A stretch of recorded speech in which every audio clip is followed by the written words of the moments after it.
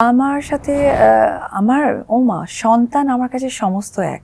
আমার কাছে জয় যেমন বীরও তেমন, টু বি অনেস্ট। এবং আমি কখনোই কোনো সময় মানে ইলিটারেটের মতো বাচ্চাদেরকে নিয়ে কখনোই বাজে মন্তব্য করব না নিজের রাগ বা নিজের যোগ্যতা জাহির করার জন্য। সো আমি ওদের দুই ভাইয়ের একটা খেলার মেমোরিজ বলি। সাকিবের ওখানে হচ্ছে আছে, একটা সাইকেলিং আছে, জিমের একটা সাইকেলিং আছে, হ্যাঁ এক্সারসাইজ করার। তো ওই সাইকেলিংটা তো একটু উঁচু, তো জয় তো আসলে বয়সের থেকে তুলনায় অনেক বড়, লম্বা হয়ে গেছে। আবার বীর আবার একটু বয়সের তুলনায় সিমিলার বাড়ছে। জয় যেমন খুব টাস টাস করে লম্বা হওয়া বেবি, ও সিমিলার ভাবে বাড়ছে। তো ওই জায়গা থেকে তো ও সিটে বসে, জয় সিটে বসে সাইকেলটা চালাতে পারছে। এখন বীরও সিটে উঠেই সাইকেল চালাবে। তো আমি জয়কে বললাম যে ও তো ছোট, তুমি তাহলে হ্যান্ডেলের দিকে বসে এইভাবে হও আর ও সিটে বসুক। আর ও তার সিটে উঠতে পারছে না, পরে আমি ওকে কোলে নিয়ে, বীরকে কোলে নিয়ে সিটে বসাই দিছি। এখনো সিটে বসছে, ঠিক আছে। আর ও এখন জয়ের মতো প্যাডেল করবে, এই নিয়ে এখন এখন তার মহা চিন্তা, সে কখনোই পেডালে পা দিবে। মানে কি যে একটা সিচুয়েশন। আর জয়ও আবার পেডালে পা না, তুমি সিটে বসছো মানে প্যাডেলটা আমার, সিট ওকে দিয়েছে আর প্যাডেল তো ওকে দিবে না। আর ও দিবে না মানে ও তো পাবেও না, ওর পাও তো ছোট। কি যে একটা অন্যরকম একটা লেভেলের মজা। আমার দিদি সবচেয়ে বেশি ভালো লাগলো কি যে তুমি জয় এবং বীর দুজনকে যে সমানভাবে ভালোবাসার বিষয়টা, এটা আসলে কতজন পারে? কেন বাসবো না, মানে এরা তো বাচ্চা, এরা তো অবশ্যই আল্লাহ তাআলা, এরা হচ্ছে গিয়ে, এরা হচ্ছে ফেরেশতা।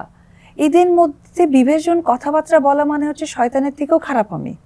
এদের তো প্রশ্নই আসে না। এবং আমি বললাম না যে এক চেয়ারে দুইজনকে হ্যান্ডেল করা আমার যে কি অবস্থা হয়ে গেছে। ও প্যাডেল ছাড়বে না আর ও দিবে, কিন্তু এ তো পাবেই না, প্যাডেল সিট নামাইলেও পাচ্ছে না। মানে আমার ওই জিনিসটা মনে পড়লে আমার নিজেরই মাঝে মাঝে হাসি পায়। আচ্ছা, আমি যদি এখানে একটু প্রশ্ন করি, বুবলি আবারও চলে আসলো, কারণ বুবলি কিন্তু আসলে কি বলবো, আমি তোমার সাথে কথা বলতে চাইছেই চলে আসুক, বিদেশে চলেই আসছে।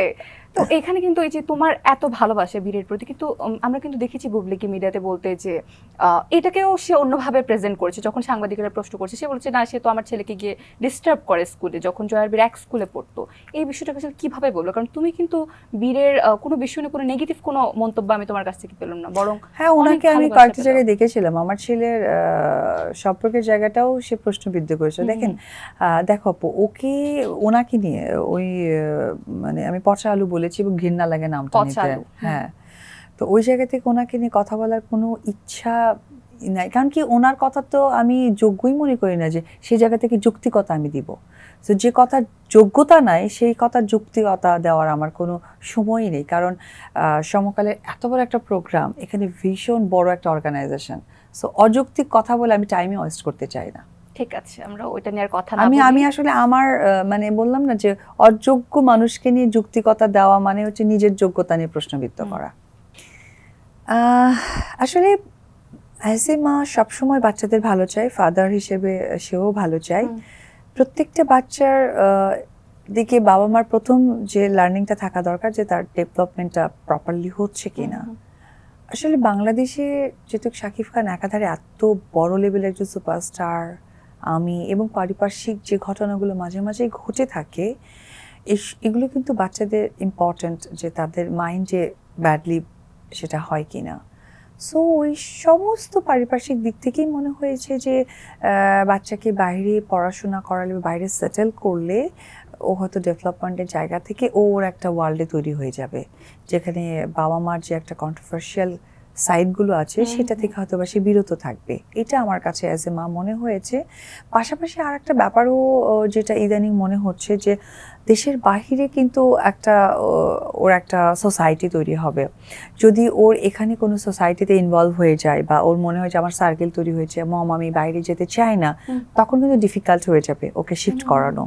এখন সে এতটাই ছোট, যখন আমি এখন থেকেই তাকে বাহিরে বড় করার চেষ্টা করব, ও কিন্তু ওর একটা সোসাইটি জায়গাটা তৈরি করে ফেলবেন, মেন্টালি সেটেলমেন্ট হয়ে যাবে যে আমি এই রকম সোসাইটি থেকে বিলং করি বা বড় হব বা কিছু একটা।